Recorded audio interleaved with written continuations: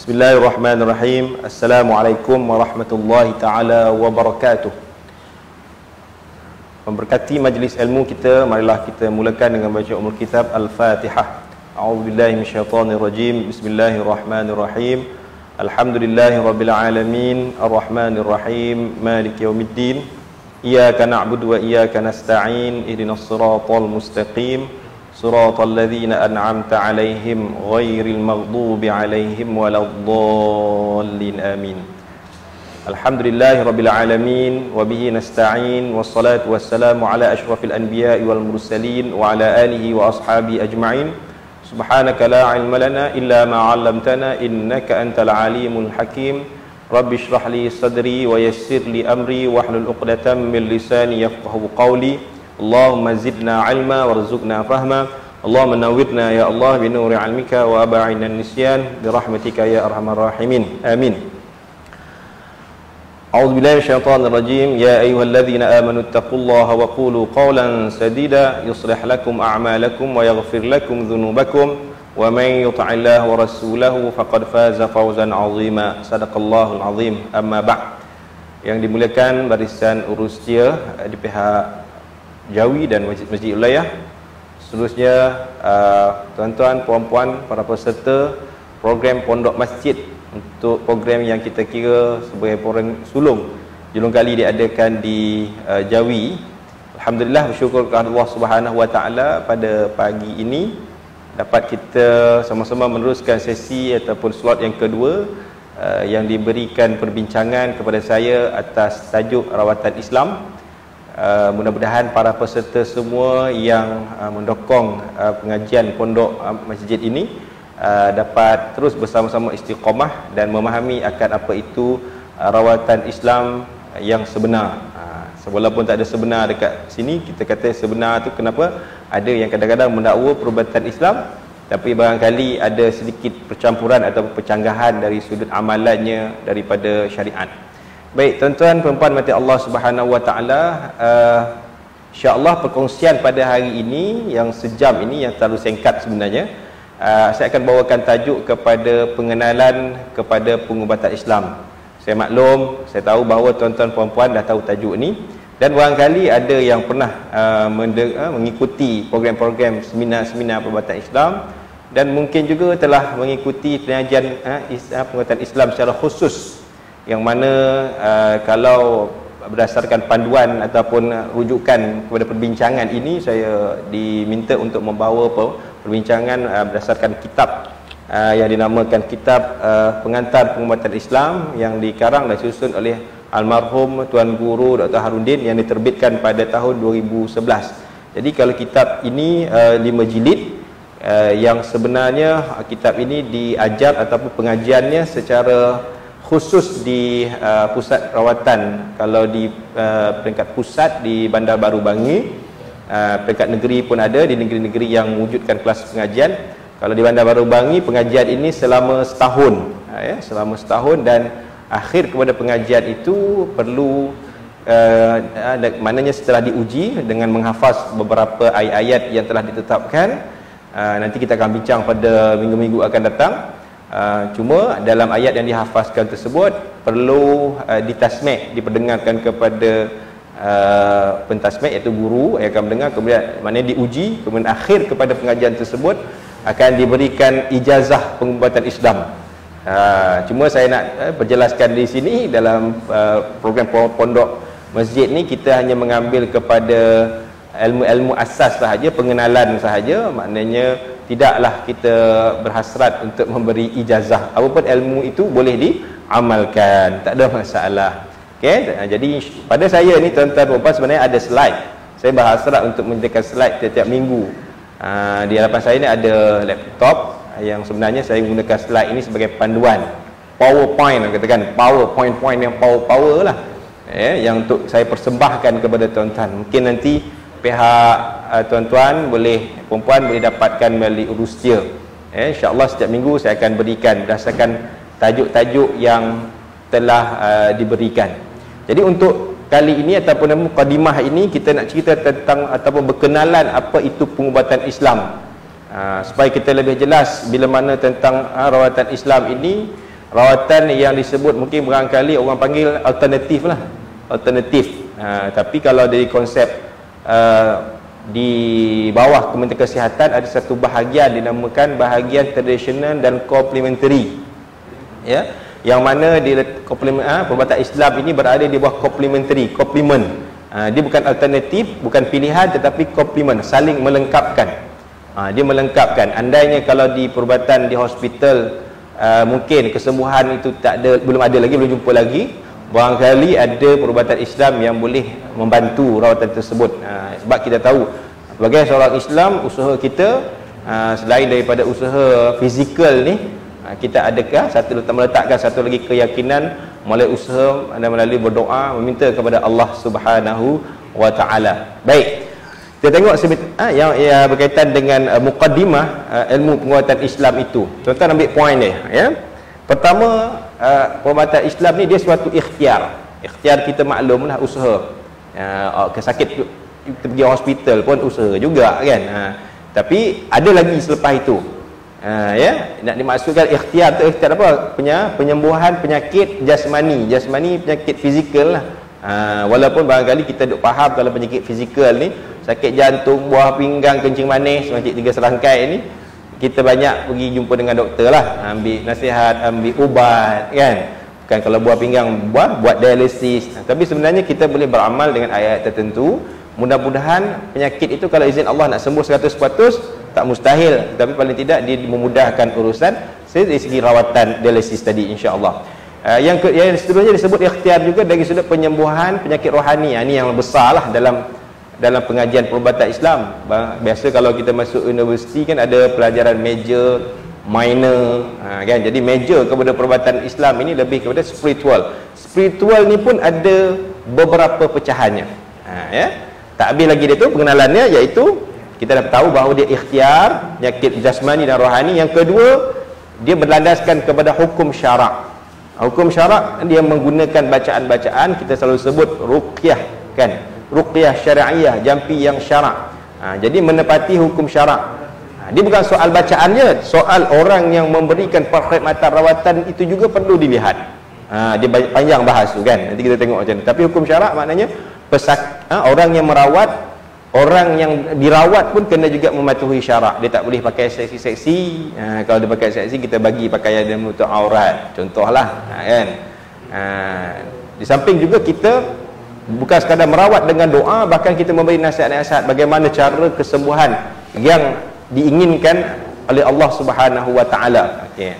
Itu yang kedua, iaitu yang seterusnya dia dilakukan oleh orang yang mahir dengan rawatan Islam, mahir dengan kaedah yang telah, bukan dia ambil ilmu tersebut melalui mimpi, melalui menurun. Mana mahir maksudnya dia belajar ilmu perubatan Islam.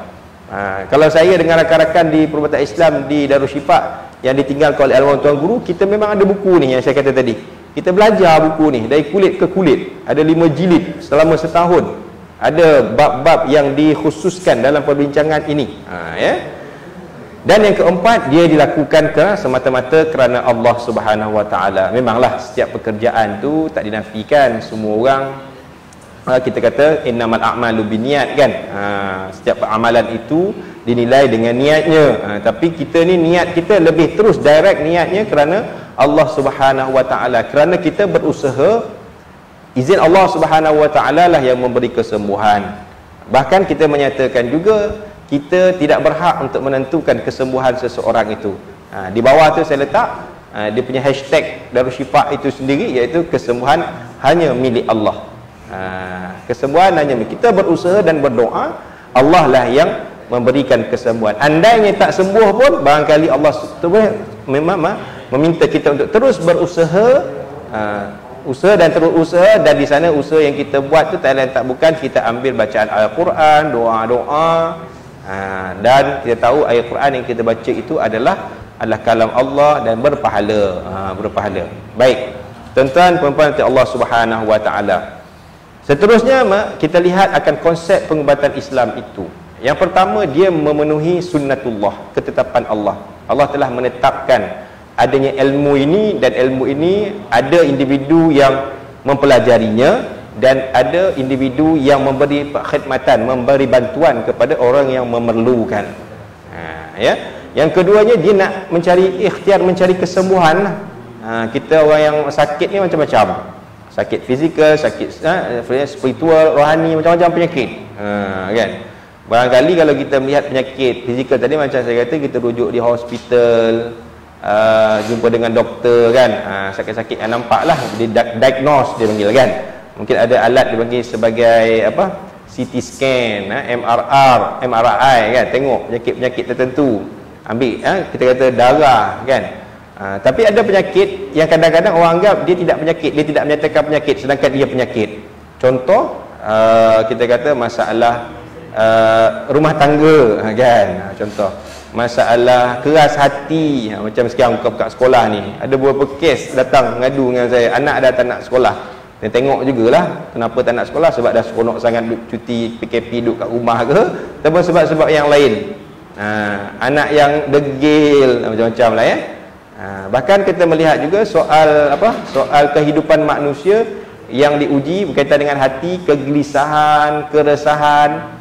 Sebenarnya itu merupakan penyakit. Kadang-kadang barangkali kita tak perasan penyakit itu, sebab dia kata tak ada, penyakit ni tak ada ubat. Kalau kita pergi hospital, doktor bagi ubat kan, ni makan sekian-sekian dos, tetapi penyakit ni macam rasa macam tak ada ubat, sedangkan ada ubatnya, iaitu Al-Quran itu sendiri. Kan kita faham lah tu, saya ingat tuan-tuan puan-puan faham dah benda ni kan. Terima kasih yang terus membuat komen, alhamdulillah siapa yang buat komen ataupun membuat nota daripada majlis ilmu ni, dapat diambil daripada Facebook ni. Alright. Jadi bila penyakit-penyakit spiritual ni, bagi kita yang faham tentang agama ni, kita tahulah nak diamalkan ayat Al-Quran, minta doa pada Allah kan. Kita tahu tentang penyakit spiritual hati ni, Al-Quran pun sebut kan, alladzina amanu wa tatma'innu qulubuhum bidzikrillah kan. Orang-orang yang beriman itu jiwanya, hatinya tenang kan, hatinya tenang dengan mengingati Allah Subhanahu wa taala.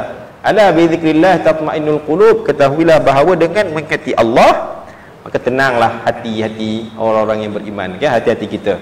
Baik begitu kan. Jadi dua keadaan lah kehidupan kita ni Allah ciptakan, disebut sebagai fizikal dan roh kan, rohani, fizikal, jasmani kan. Dua-dua tu adalah kombinasi untuk menentukan perjalanan hidup kita ini lebih sempurna. Okey. Yang kedua tadi mencari kesembuhan penyakit. Yang ketiga, kita memahami apa benda perihal berkaitan dengan penyakit dan cara rawatannya. Kita tahu itu penyakit apa. Sebenarnya itu penyakit fizikal ke penyakit spiritual.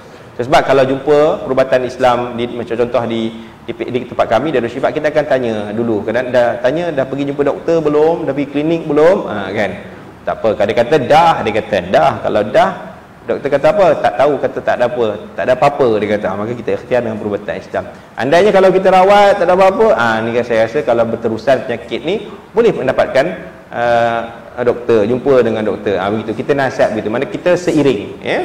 Yang keempat, kita ni tujuan perubatan Islam berkhidmat sesama manusia lah.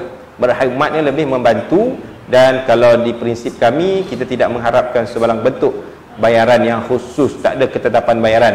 Di sahabat-sahabat yang lain terpulanglah. Kita ada banyak pusat rawatan dalam Malaysia ni yang menjadi diiktiraf ataupun kita yakini ada kaedah-kaedah rawatan mereka yang tidak menyalahi. Silalah boleh pergi, kita tak halang pun.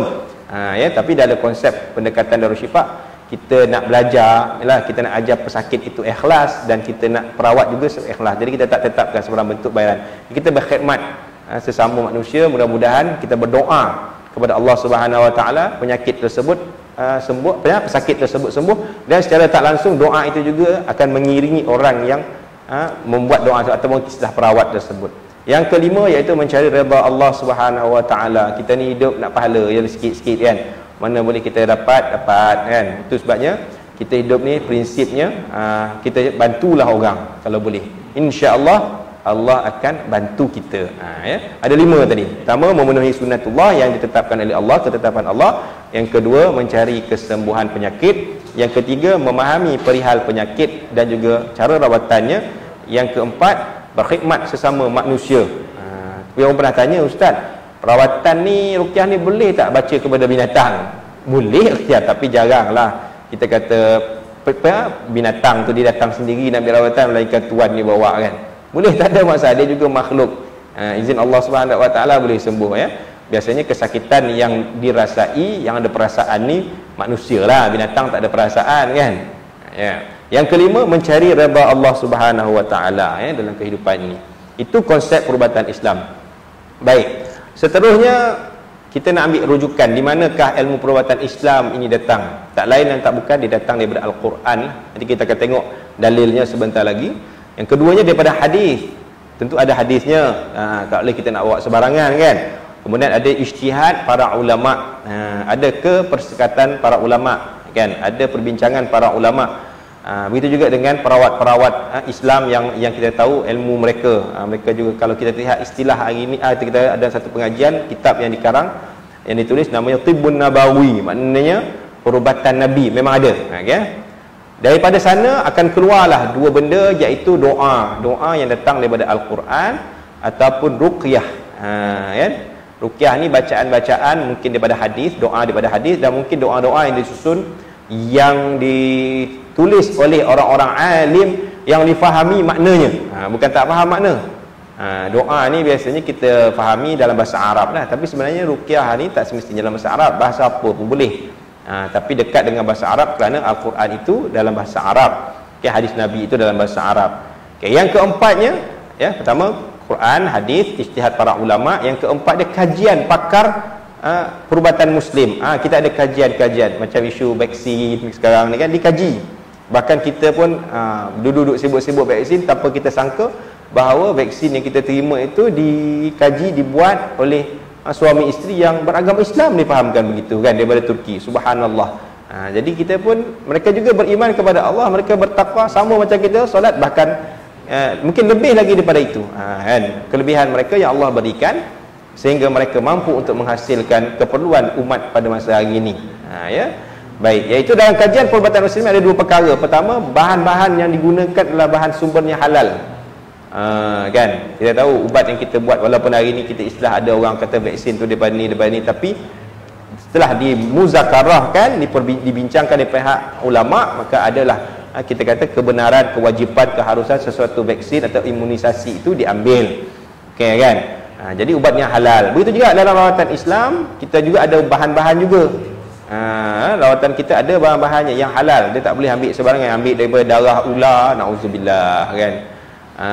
Ambil daripada apa kata orang tu, hati kepada beruk, kan, contohlah monyet, yang pelik-pelik tak boleh kan.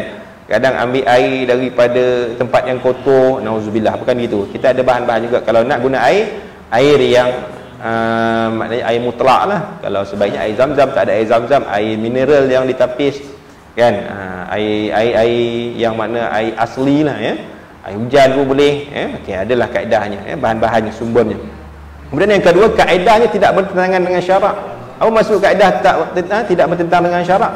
Umpamanya segi sudut penampilan seseorang yang merawat itu, perawat itu, orang yang datang macam saya kata tadi, yang ambil rawatan itu, bahkan dari sudut kata orang tu, itu juga dilihat melalui etika seseorang perawat.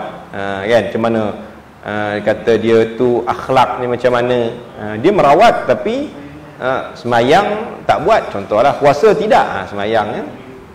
Jadi benda-benda begitu pun dia ambil kira kan. Dan kaedahnya macam mana dia kalau dia nak pegang kat mana, sakitnya kat kepala tapi pegang di dada, contohlah. Kalau dada tu, kalau perawat lelaki sakit lelaki, okey. Tapi yang bimbangnya perawat lelaki, sakitnya perempuan. Kan? Sakit di perut tapi pegang tempat lain, tembang dipegang tempat alat sulit. Tu bahaya lah, tak guna isyarat. Walaupun di luar. Letak kat luar kan, berlapik. Tak, betul. Jadi kita ada yang mesti dipatuhi dari sudut hukum syaraknya, kan? Baik. Itu sumbernya. Okay. Tengok kepada kita punya subtopik juga membincangkan akan hidayah perubatan Islam, iaitu petunjuk perubatan Islam, iaitu dalilnya, di manakah datangnya perubatan Islam yang saya nyatakan tadi, iaitu datangnya daripada ayat surah Al-Isra 82. A'udzubillahi minasyaitonirrajim. Ini potongan ya, ada ayat sebelumnya. Wa nunazzilu minal Qur'an ma huwa syifaa'un wa rahmatul lil mu'minin wa la yazidu zalimina illa khasara. Boleh tulis surah Al-Isra ayat 82. Saya ingat, saya rasa biasa tuan-tuan dengar ayat ni kan. Dan kami turunkan Al-Quran itu ada padanya penyembuh, syifa. dan juga rahmat bagi orang-orang yang beriman. Dan sebaliknya Al-Quran itu tidaklah bertambah kepada orang-orang yang zalim kerana keingkaran mereka, melainkan mereka mendapatkan kerugian, khasar, kerugian jua. Jadi kita yang beriman ni ada sandaran kita, ada pegangan kita Al-Quran, maka Allah tambahkanlah kasih sayangnya dan juga ada di sana penawarnya sebagai usaha yang disebut sebagai mukjizat Al-Quran itu. Okey. Dalam soal yang kedua, iaitu hidayah petunjuk umat Islam daripada hadis, iaitu dalil Allah kata, Nabi kata, innallaha anzalad da'a wad dawa'i wa ja'ala likulli da'in dawa'an fatadawaw wa la tadawaw biharam. Allah kata, hadis ni sebut, sesungguhnya Allah itu menurunkan penyakit dan ada ubatnya, ada dawa'nya, ubatnya. Dan Allah jadikan likul lidah, setiap daripada penyakit itu ada ubat, maka pergilah fatadawaw, pergilah kamu berubat. Tapi syaratnya dia beritahu, Nabi berkata wala tadawaw biharam, jangan kamu pergi berubat dengan sesuatu yang diharamkan. Ya, ini hadis riwayat Abu Daud, yang jelas hadis ini hadis sahih. Jadi memang petunjuk itu dah ada, dah bagi tahu dah. Kita yang beriman teruslah meyakini bahawa ilmu perubatan Islam ini memang bukan ilmu yang datang daripada rekaan, tetapi datang daripada Allah Subhanahu Wa Taala. Manusia itu punya akal dan fikiran, maka diterjemahkan dalam kehidupan bagaimanakah cara nak merawat penyakit yang ada di muka bumi ini. Ada orang tanya kan, boleh tak perubatan Islam ini merawat COVID? Kan, tengok mungkin ada soalan nanti kan. Macam mana nak jawab tu? Tengok nanti sesuai masanya kita berjawab. Okey, kita bincang yang ini dulu. Baik. Bagaimanakah kita nak melihat apa yang dikatakan sebagai perintah?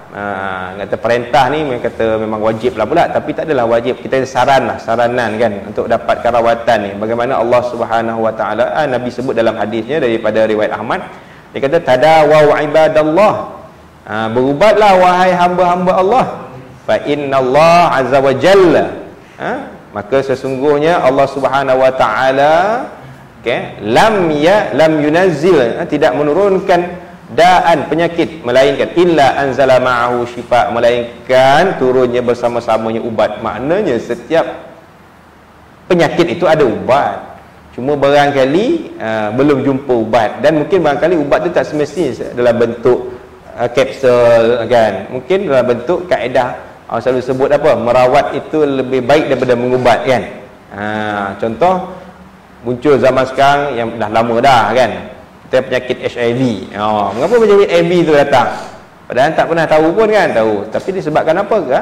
Kita tahulah dengan suntikannya. Maka kalau suntikan bercampur, khususnya penagih dadah lah, yang di hospital dia jaga, klinik dia jaga kan, di hospital dia dadah dia tak jaga, dia bercampur atas darah, maka datanglah HIV. Maka macam mana? Kena usaha hentikan dadah tersebut. Kan?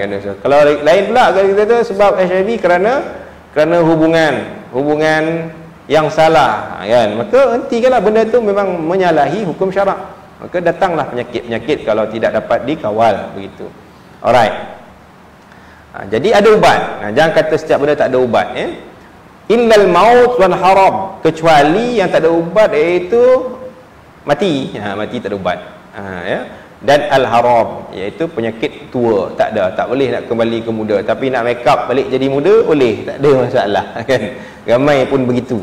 Umur apa ni? Umur dah 60. Ingat umur macam 60 nampak macam umur 30 ya, contohlah kan. Orang yang jerawat keliling muka pun boleh jadi hilang jerawat dia kan, sebab pakai make up kan tak. Siapa kalau ustaz-ustaz kita jadi juru nikah kan, kan ramai terpedaya tak?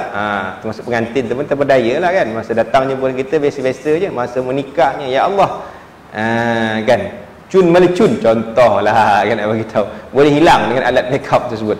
Kita juga usia usia kita tak boleh dah bertambah-bertambahlah setiap detik dan saat yang kita lalui sekarang ni, tetaplah bertambah, akan menjadi tua. Mana yang sempat tua, tak sempat tua, nak buat macam mana? Allah nak ambil jauh awal kan. Alright, tu hadis sahih ya. Alright. Kemudian kita nak fahami juga apa yang disebut sebagai konsep kesembuhan penyakit tersebut. Macam mana kita nak faham penyakit itu boleh sembuh bagi perubatan Islam? Pertama, bila ikhtiar disebutkan tadi, yang mencari kesembuhan penyakit berdasarkan hukum syarak yang dilakukan oleh orang yang mahir, kan, semata-mata kerana Allah Subhanahu Wa Taala. Tu kita kata kita faham dari sudut mukadimah tadi tu, pengenalan. Yang kedua, dia memanglah nak memenuhi sunnatullah, ketetapan Allah Subhanahu Wa Taala. Kita nak faham juga cara rawatannya, samalah kita kata di awal yang saya sebut tadi, mencari redha Allah Subhanahu Wa Taala. Kemudian disebutkan juga tentang mementingkan akhlak. Akhlak juga sebagai perawat itu perlu dilihat juga macam mana keadaan hidupnya, dan menentukan kaedah yang menepati syarak. Kerana apa? Kerana ia merupakan suatu ibadah. Ibadah kita baca ayat Quran tu ibadah. Orang yang pesakit yang mendapat rawatan tersebut, biasanya kita akan suruh juga, paling tidak kita minta dia bila dapatkan air ke atau bahan-bahan tertentu, balik baca Fatihah selawat 3 kali. Niatlah pada Fatihah tu, iyyaka na'budu wa iyyaka nasta'in.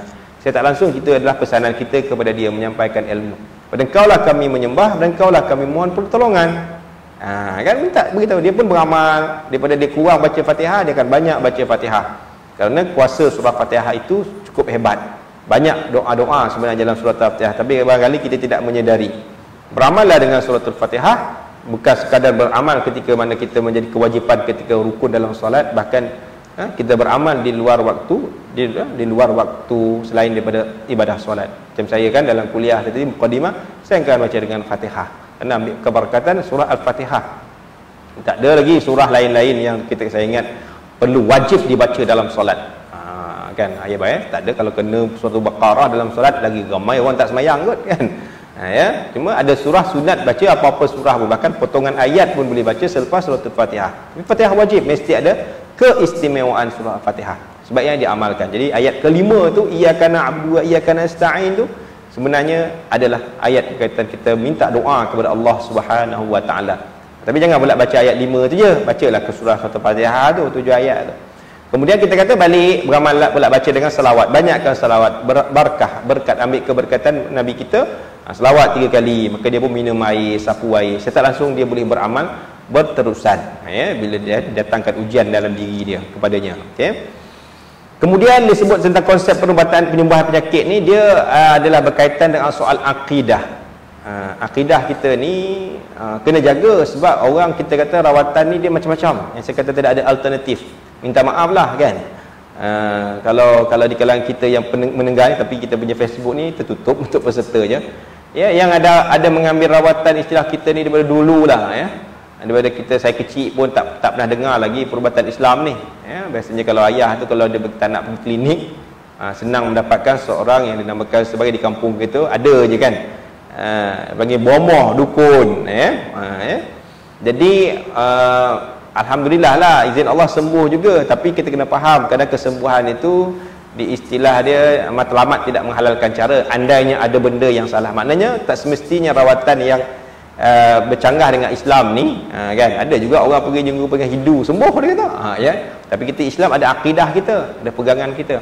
Jadi macam kes bomoh dukun yang tadi, tak kisahlah apa istilah nama, pawang ke, tapi bagi orang Melayu itulah namanya. Kalau dia beramal dengan ayat Al-Quran, okey. Tapi kalau ada jampi serapah yang mana menyebut nama-nama tertentu, maka itu dikira sebagai syirik lah. Apatah lagi membekalkan sesuatu yang dipanggil sebagai tangkal, meletakkan keyakinan, kepercayaan kepada tangkal, bukan kepada Allah Subhanahu Wa Taala. Sebab benda itu benda khurafat dan syirik. Jadi itu iman. Dan kita meletakkan bahawa konsep persembuhan ini, penyakit itu Allah datangkan dengan izin, qada dan qadar Allah Subhanahu Wa Taala. Penyakit itu sendiri datang, kesembuhan juga dengan izin Allah Subhanahu Wa Taala. Maka secara tak langsung kita beriman kepada qada dan qadar Allah Subhanahu Wa Taala. Okey, kemudian saya nak sentuh sikit penyakit ini dan kesembuhan adalah anugerah Allah Subhanahu Wa Taala. Pertama, saya dah sebut tadi, penyakit dan ubatnya itu adalah daripada Allah. Itu pegangan kita. Berubat dan juga mengubat itu merupakan ibadah. Itu yang kedua, ibadah. Saya sebut tadi, baca doa, kan. Pesakit semua baca doa, bila balik rumah dia baca doa, dapat pahala. Yang merawat pun dapat, untuk pesakit pun Untuk dia pun dapat baca kan, berapa banyak Fatihah dia baca. Kalau 7 orang pesakit datang, tak 7 kali dia baca Fatihah di luar solat kan. Alhamdulillah, itu kebaikan diri dia. Kemudian ibadah merupakan sesuatu yang ditetapkan oleh syarak. Bila sebut tentang ibadah tadi tu, memang syarak kita meletakkan ada ibadah yang kita sebut sebagai fardu ain kan. Ada fardu kifayah, fardu ain yang wajib, ada yang fardu kifayah. Barangkali kita melihat juga ibadah tu ada pecah-pecahan dia, ada yang sunat, sunat muakkadah, itu berbalik kepada hukum fiqh lah. Okey. Kemudian mematuhi syarak itu, penyakit dan kesembuhan yang dikaitan, iaitu mematuhi syarak. Dalam pengubatan itu bagi perubatan Islam ini satu kewajipan. Kena ikut syarak yang tetapkan. Hari ni pun kalau di pihak kami pun dah mula dah. Kalau dulu kita jarang lah kalau tengok perawat tu, memanglah kita kalau seorang pesakit perempuan, perawat tu lelaki, kita akan letak di bahagian yang berlapik lah, kalau letak tangan dekat kepala kan. Tapi hari ni kita dah ke arah nak pakai sarung tangan dah. Dah hari ni pun dah ada sarung tangan macam-macam jenis sarung tangan kan, pakai sarung tangan supaya tak nak ada sentuhan yang direct kan. Dan kita pun tahu nak sentuh tu, memang kita tahulah tempat-tempat yang sensitif tak boleh nak sentuh kan. Okey, yang kelimanya matlamat tidak menghalalkan syara. Saya kata dia tidak, kan? Semestinya rawatan-rawatan yang bukan Islam yang kita kata boleh memberi kesembuhan, tapi dia tidak dekat dengan agama kita, maka dia sekalipun dia sembuh tetapi dia tidak membawa apa-apa pengertian. Sembuh bagus, tapi pengertian dalam kehidupan sebagai seorang muslim dianggap sebagai sia-sia. Kita tengok ada kan rawatan agama-agama lain ya. Dan mereka pun juga pergi bangsa mereka, tapi ada orang kita Islam ni pergi jumpa dengan mereka, maka saya tak langsung tergelincirlah akidah kita. Dan yang keenamnya dia kata kesembuhan itu tidaklah menjadi satu asbab ataupun justifikasi kepada sesuatu pengubatan, sama ada betul ataupun salah. Dia sembuh ni dia tak ada sebab, melainkan dia orang tu ada ilmu lah, dia tahu perubatan Islam yang dibuat ni memang nampak kesembuhan, ada sembuh, ada nampak memang betul ni. Kata kita jumpa dengan perawat dia, tengok akhlak perawat dia, apa yang dia sampaikan. Kan ada macam-macam hari ni, saya perubatan Islam tapi saya boleh rawat melalui jauh, contoh dia kan. Saya boleh rawat melalui mimpi, subhanallah. Ini lagi dahsyat lah kan, macam-macam lah kan. Jadi mereka mendakwa perubatan Islam, tapi di sebalik tu kadang-kadang ada benda yang diragui. Okey, betul. Apatah lagi ilmu kan, ilmu yang diperolehi tu dia kata dapat daripada mana ni? Dapat daripada mimpi, menurun dan seumpama dengan itu. Kadang-kadang cukuplah, kita perlu berhati-hati dengan cara sedemikian. Okay, akhirnya tuan-tuan, puan-puan, saya nak bawa 10 yang disebut sebagai prinsip asas pengubatan Islam. Asas ni kalau tuan-tuan dah faham, semua ni yang kita tengok pada tajuk awal mukadimah ni, tuan-tuan akan faham dah apa itu perubatan Islam. Okey. Pertama, dalam rawatan Islam, bila penyakit kita kena faham, ada penyakit adalah ubatnya. Barangkali ubat tu belum jumpa lagi kot, ubatnya mungkin kena usaha lagi kot. Itu yang kita kena faham. Yang keduanya, Allah lah yang menjadikan penyakit. Saya nak rumuskan je lah daripada apa yang kita bincangkan, itu punya prinsip dia kan? Ada Allah yang jadikan penyakit, dan Allah yang juga sebenarnya menjadikan ubatnya. Macam COVID-19 sebenarnya ada ubat dia, mungkin vaksin adalah salah satu daripada cara cegahan dia. Walaupun ada pandangan-pandangan lain, dia kata nak kata kena kuatkan imunisasi, makan itu makan ini, mungkin itu ya. Tapi ada pihak-pihak tertentu dia buat kajian lah, dia kata adalah pandangan masing-masing ya. Macam setengah ada orang tu kata dia makan daun tulah, makan limau tulah, inilah macam-macam menguatkan antibody kan. Tapi sebagai ikhtiar kita minta kepada Allah Subhanahu Wa Taala melalui kaedah kita kata cara kita melaksanakan sesuatu yang tidak melanggar syarak itu dengan mengambil keperluan kita kata apa yang ada di sekeliling kita. Okey, kesembuhan kita faham, kena faham betul-betul kesembuhan ini bukan milik sesiapa, bukan manusia yang menyembuhkan. Jumpa dengan saya, jumpa dengan perawat-perawat lain, pergilah jumpa dengan ustaz tu, sembuh nanti tu. Jangan kata begitu. Kita kena faham bahawa kesembuhan 100%, 100% adalah milik Allah Subhanahu Wa Taala, bukan milik manusia sesiapa pun. Ini penting. Kalau kita menyandarkan, meletakkan satu kesembuhan ke selain daripada Allah Subhanahu Wa Taala, bimbang-bimbang dia boleh menyebabkan kita tergelincir akidah kita ya. Itu kena faham dalam perubatan Islam. Kemudian kita manusia boleh berusaha, insya-Allah kena dengan cara, kena dengan ubatnya, Allah Subhanahu Wa Taala akan sembuhkan. Itu kena faham. Kan, dalam soal perubatan Islam kita terus berusaha, jangan berhenti berusaha. Siapa yang tak pernah diuji dalam hidup, semua akan diuji. Allazi khalaqal mauta wal hayata liyabluwakum ayyukum ahsanu amala. Ayat kedua surah Al-Mulk tu dah kita baca setiap malam, pun kita dah nampak dah bagaimana Allah kata Allah jadikan mati dan hidup ni liyabluwakum, untuk menguji kamu. Takkan ujian ni sepanjang hidup kita ada. Kan memang ada, cuma ujian tu mungkin dalam bentuk kebaikan ataupun sebaliknya. Okey. Yang kelimanya Al-Quran jadikan sebagai panduan dan penghubung kepada kesembuhan penyakit. Al-Quran ini dijadikan sebagai panduan dan penghubung. Pertama, panduan tu untuk kita merujuk di manakah ayat-ayatnya, di manakah tempatnya. Di samping juga kita meletakkan doa-doa tadi itu. Dan penghubung tu maknanya kita bukan interaksi perawat dengan pesakit je, bahkan kita harap pesakit ini meneruskan amalan-amalan tertentu untuk merawat diri dia secara berterusan. Ya, ujian ni kalau kita kata diberikan penyakit, sembuh hari ni kita jangan rasa selesa, bulan kali boleh datang lagi penyakit tu. Tapi kita minta biarlah sembuh tu berterusan kan. Tapi ada hari ni kalau kita lihat penyakit-penyakit fizikal kan, keajaiban sajalah berlaku. Seandainya ada penyakit yang kita rasa agak kritikal, disembuh balik 100%. Keajaiban lah, itu izin Allah Subhanahu Wa Taala. Istilah kita panggil ajaib lah, tapi semua tu Allah boleh jadikan kan. Idza arada syai'an ay yaqulu kun fayakun. Tapi kebiasaannya macam kemarin saya baru pergi ziarah sahabat saya umur 40. Setahun yang lalu dapat kesan ada kanser di bahagian lain lah, di alat sulit je. Kemudian semalam pergi ziarah di IKN, difahamkan kanser tu dah sampai ke otak. Dan doktor kata mula asal nak operate, tapi dah sampai ke otak, tak boleh nak operate.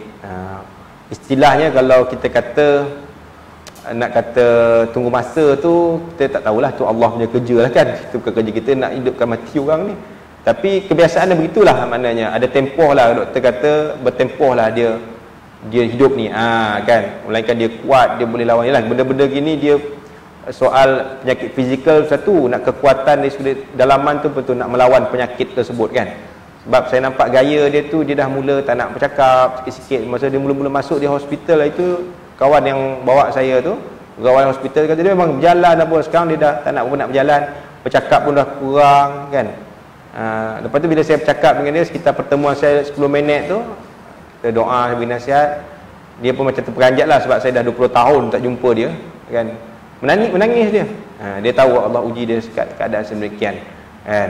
Dia kalau kita istilahnya begitu, apapun usaha tu terus diusahakan, tapi bila tanda-tanda begitu maka banyaklah kita bertaubat kepada Allah Subhanahu Wa Taala. Mungkin itu peluang untuk kita kembali kepada Allah Subhanahu Wa Taala dalam keadaan yang bersih kan.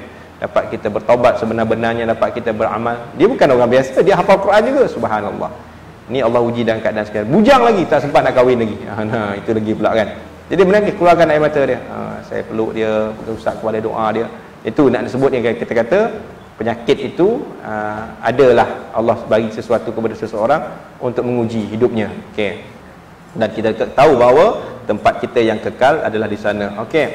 Kemudian yang keenam, prinsip asas muta Islam ni, doa-doa dan bacaan adalah ikhtiar lah. Untuk menjadi sebab ya, asbab untuk sembuh, untuk sembuhkan penyakit, sesuatu penyakit. Kadang-kadang kita ni tak sempat nak baca doa pun. Kadang jumpa orang sakit kan, khususnya penyakit spiritual lah, cakap-cakap macam tu kan, tanya sakit apa, bila kena apa semua, dah mula dia rasa nak menangis. Menangis apa pasal menangis, saya tak tahu, Ustaz, tak boleh nak tahan, dia kata, tiba nak menangis. Kadang-kadang kita fikir balik, entah saya rasa bukan nasihat dekat dia kot, nasihat ada apa yang dalam badan dia tu kan. Terasa menyesal kot, termasuk dalam badan dia, gitu kan. Sampai tahap begitu sekali ya, kadang kita hanya bercakap biasa aja. Ya. Tu ada kita kata kalau lepas akhir sesi rawatan biasa kita cakap tuhurun insya-Allah. Istilahnya bersih, kalau tuhurun tuhurun kata moga Allah bersihkan kamu, maka Allah sembuhkanlah kamu, tuhur kan. Jadi kita doakan juga kerana bagi semangat ya. Kerana semangat inilah yang penting kadang-kadang dalam sesuatu kes, setengah-setengah kes untuk mendapatkan kesembuhan itu. Okey, asbab saja doa tu. Bukannya perawat itu yang baca doa boleh sembuh 100%. Barangkali dia asbab. Kadang-kadang perawat jumpa dengan perawat sekejap je, mungkin 10 minit, 15 minit, mungkin kalau lama pun setengah jam. Balik kepada diri kita balik semula, bila mana kita kat rumah yang lebih banyak masa, apa kita nak buat, kita pun tahu situasi bila mana kita terasa terganggu, kita rasa tak selesa kan. Kita yang tahu. Jadi kitalah yang merawat diri kita. Yang ketujuhnya iaitu rawatan dengan bacaan ataupun doa sebenarnya telah diijma'kan, telah disepakati harus oleh para ulama. Quran tu okey lah, memang kita nampak, tapi ada doa-doa, hadis pun okey, doa daripada hadis, tapi ada bacaan mungkin doa-doa yang tertentu. Umpama dalam kita orang Melayu ni ada, ataupun Arab sendiri pun tak ada masalah sebenarnya, tapi kadang-kadang ada perbahasan jugalah. Umpama orang Melayu kita, nama kita dekat dengan nama-nama selawat syifa, selawat tafrijiyah, kan ada kadang-kadang dibahaskan benda-benda, sedangkan dekat orang Arab sendiri boleh dibacakan doa ni ditalaki, mereka pun terasa tak ada masalah.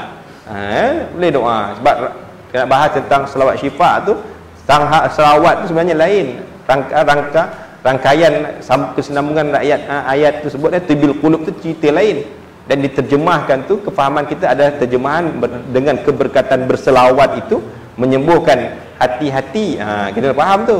Bukannya dengan sebab selawat tu kita ketak Nabi sebagai penyembuh, tak. Keberkatan selawat itu. Jadi yang susun tu para ulama. Para ulama, dan saya pun pernah mendengar orang Arab sendiri, orang alim Arab sendiri pun membaca doa tu. Dia kata tak ada masalah, okey je. Cuma kalau ada pandangan-pandangan yang lain tu, itu terpulanglah, pilihan kita lah. Tapi kalau rasa tak nak baca selawat syifa, bacalah selawat yang mana memang jelas waridnya, tapi nak katanya ijma'. Ada persepakatan para ulama menyatakan selawat tersebut dibenarkan untuk diamalkan. Maka bahkan digalakkan, iaitu kalau kita lihat melalui doa-doa tersebut khusus daripada Al-Quran, dibaca dengan betul. Ada orang dia Quran, dia orang ada Quran, tetapi dia baca Quran tu terbalik. Orang kampung panggil, ada sekolah kita panggil kulhu, surah Al-Ikhlas tu dia baca songsang, kan, songsang terbalik. Walam yakulahu kufuwan ahad, lam yalid walam yulad. Tak boleh lah begitu. Kena baca qul huwallahu ahad lah. Kemudian kalau baca selain daripada Al-Quran, doa-doa kan mestilah diketahui maknanya. Itu sebab buku-buku Darul Syifa yang diterbitkan di kalangan itu, kita ada terjemahan doa dia. Boleh tengok terjemahan tu, macam mana terjemahan ni, puja apa ni, apa benda yang dibaca ni kan, tapi tak ada puja lah dalam tu. Yang pentingnya puji Nabi lah, dengan Allah lah kan. Okay. Kemudian mengiktikadkan bahawa Allah Subhanahu Wa Taala saja yang akan menyembuhkan, seperti yang saya sebut tadi. Bahan dan ubat mestilah bahan yang halal. Jangan menggunakan bahan-bahan yang haram seperti najis, tangkal, lebih penting, dan seumpama dengannya, kan. Yang kesembilan, tidak boleh berputus asa, teruskan berikhtiar. Jangan berhenti kalau diuji dengan penyakit. Jangan berhenti. Kita dah buat perjumpa, ambil perawatan, dapat pahala. Dan yang terakhir disebut sebagai kita kena yakin pada diri kita sendiri, dengan ubat-ubat yang kita gunakan sebagai asbab untuk kesembuhan, doa yang dibacakan, dan ikhtiar yang betul lah. Maknanya jumpalah dengan orang yang betul-betul perawatnya, dan betul-betul beramal dengan perubatan Islamnya, kan. Pastilah Allah akan menyembuhkan. Jadi 10 prinsip ini mudah-mudahan dapat difahami, akan merangkumi keseluruhan perbincangan kita pada hari ini. So itu sahaja untuk sesi pembentangan tajuk ini. Cuma dalam penghujung-penghujung ni kita ada buka sesi soal jawab melalui Facebook. Okey. So saya akan bacakan soalan-soalan yang ada di Facebook ini. Okey. Pertama, Assalamualaikum Ustaz, kita belajar pakai kaedah perubatan Darul Syifa atau Darul Salam atau tiba nama yang lain. Terima kasih. Ni soalan ke apa ni? Pandangan, ada soalan lain-lain. Okey, dia kata pilihlah mana. Bukan kaedah Darul Syifa, bukan Darul Salam. Perubatan yang kita buat tu memang Tibbun Nabawi itu, tapi cuma dalam pendekatan pada hari ini dan dengan atas nama-nama sesuatu pertubuhan, maka ambillah, asalkan pendekatan yang dibawa itu tepat, mengambil daripada Al-Quran dan Al-Hadis, kan. Kalau ada yang menyeleweng, tiba-tiba dalam pengajian tersebut ada memuja guru-guru yang mengajar, maka di situ dah salah lah. Tak kisah apa nama sebagai pertubuhan, tapi kita kena pastikan amalan yang ada dalam tu, apa yang dia buat, kan. Hari ni sebut apa istilah, ada orang, saya nak beramal dengan manzil, kata. Itu jelas apa benda nama, tapi Darul Syifa tak ada manzil. Manzil tu adalah satu nama penjenamaan daripada himpunan daripada ayat-ayat Al-Quran dan doa. Tak kisahlah nak nama apa pun. Tapi dia tahu, kan, kita tahu dalamnya apa. Macam ada Al-Ma'thurat, kan. Al-Ma'thurat tu datang daripada susunan daripada Imam Hasan Al-Banna. Ada ayat Quran, ada doa-doa, ada terjemahan yang kita faham. Silalah. Itu juga merupakan sebagai perubatan rohani kita beramal dengan dia. Okey. Tu jawapan saya. Okey, seterusnya, adakah, Assalamualaikum Ustaz, Waalaikumsalam, adakah setiap pengamalan ruqyah perlu berijazah? Bolehkah seseorang itu mengamalkan ruqyah tanpa berijazah? Okey. Dia bukan perubatan Islam ya, sebenarnya semua ilmu ni sebaiknya ada ijazah. Tapi tak adalah menjadi satu kewajipan. Ya, ijazah ni kita tahulah. Tujuan ijazah tu antaranya iaitu kita tahu ilmu itu di mana diambil, daripada mana guru yang kita terima itu mengambil ilmu tersebut. Ya, jadi saya tak langsung dia akan sampailah ilmu itu daripada asas kepada baginda Nabi sallallahu alaihi wasallam. Yang macam di Darul Syifa ni kita tahu ilmu tu gabungan daripada orang alim, dia ambil kitab-kitab, kita gabung, kita bincang.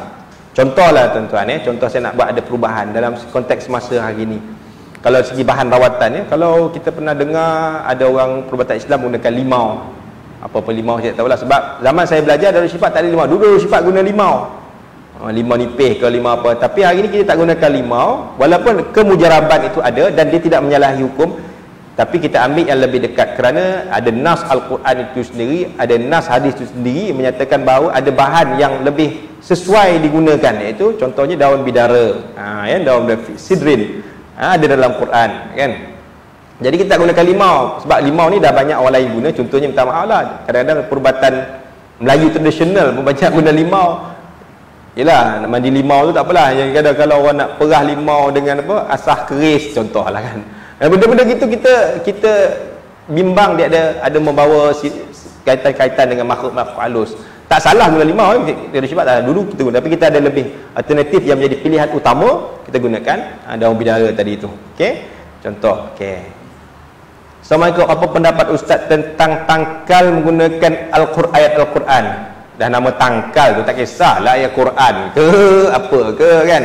Kita nak meletakkan keyakinan kita kepada sesuatu barang yang dibawa oleh manusia ataupun direct kepada Allah Subhanahu Wa Taala. Tentunya Allah Subhanahu Wa Taala.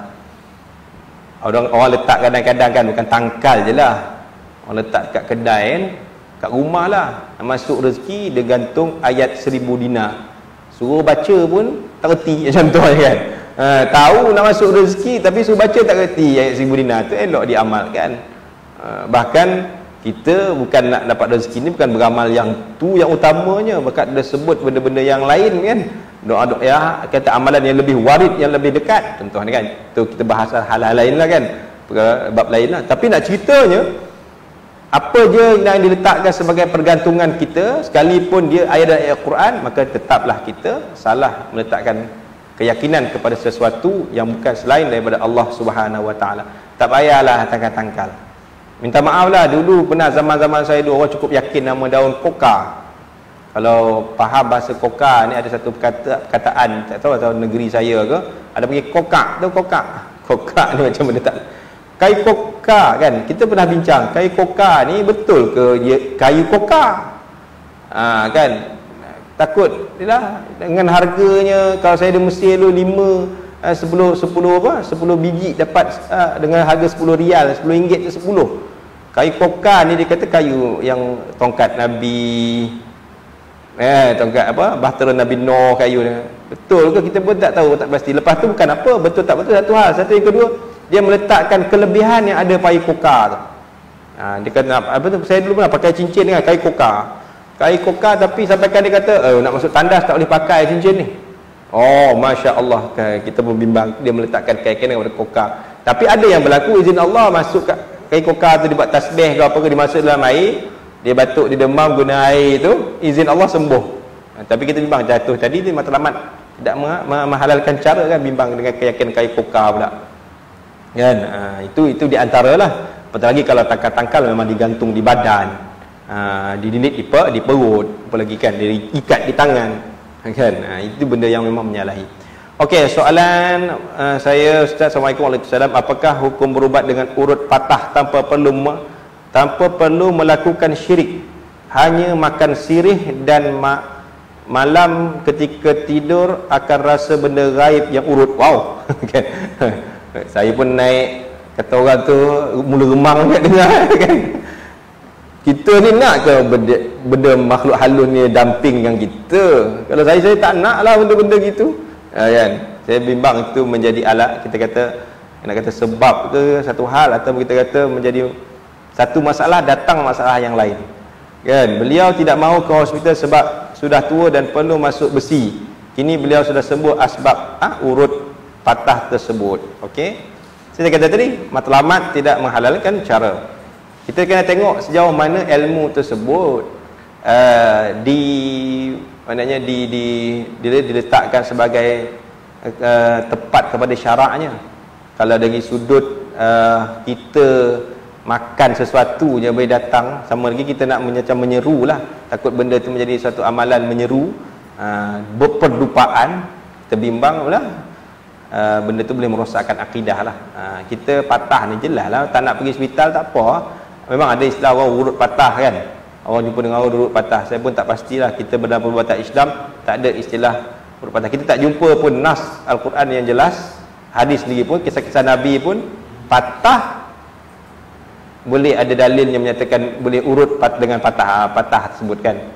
Walaupun memang adalah kalau luka tu Nabi gunakan besi panas kan, adalah yang tu. Jadi benda-benda kita bimbang dia bercampur-campur aduk, akhirnya menyebabkan boleh tergelincir akidah. Apa lagi dalam soal bila makhluk ini mengambil peranan, makhluk halus mengambil peranan sikit demi sikit, akhirnya menyebabkan kita boleh membawa kepada kesesatan. Benda begini, syaitan ni cuma nak mengajak pada kesesatan saja. Okey, alright.